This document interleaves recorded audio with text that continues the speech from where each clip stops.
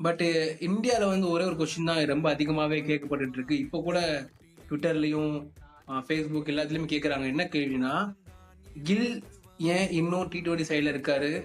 கில்ல நீங்க எதுக்கு எடுத்துட்டு வரீங்க?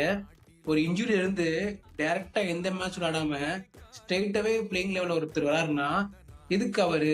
ஏன் அவரு அப்படி என்ன பண்ணிட்டாரு T20ல? அப்படின்னு கொஸ்டின்ஸ் நெறையாவே கேட்கறாங்க. சோ அத பத்தி ஒரு தாட்ஸ்?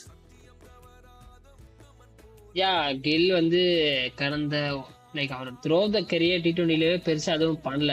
அன்லஸ் இந்த ஓடிஐ டெஸ்ட்லயாவது ஏதாவது பண்ணியிருக்காரு சொல்ற அளவுக்கு. T20ல is not good enough. But teams back பண்றாங்க. அது வைஸ் கேப்டன் கூட. ஸோ வைஸ் கேப்டன் தூக்குற அளவுக்கு யாருக்கும் பவர்லாம் கிடையாது. ஸோ அதனால தான் ஆடிக்கிட்டு இருக்காரு. இந்த வைஸ் கேப்டன்றது அவரை காப்பாத்திக்கிட்டே இருக்கு இன்னமும். ம், ம், ம். I just feel for Sanju Samson okay. And Ruturaj and Jaiswal. இவங்க 3 பேருமே உள்ளேயே வர முடியாம போயிருச்சு. கில் இருக்கனால. வேறஸ் மத்த பிளேயர் அந்த பொசிஷன் ஆடியிருந்தா மேபி ஒரு சான்ஸ் இருந்திருக்கும். பட் கில் ஆடுறனால நோ சான்ஸ் அவங்களுக்கு. எஸ். அது மட்டும் இல்லாம, நீங்க ஜெய்ஸோட ஸ்டாட்ஸ் எடுத்து பாருங்க T20ல. ரொம்ப அருமையா இருக்கு கம்பேர் டு கில். கில் அது மட்டும் எஸ். இல்லாம சாம்சன் ஒரு 300 அடிச்சிருக்காரு. ஒரு 300 அடிச்சாரு. கெய்க்வாடுக்கு வந்து சான்ஸே கிடைக்கல. இந்த 3 பேர்லயும் ஒருத்தரால வாய்ப்பு கிடைக்க மாட்டேங்குது. சோ அவர் பெர்ஃபார்ம் பண்ண மாட்டாரு.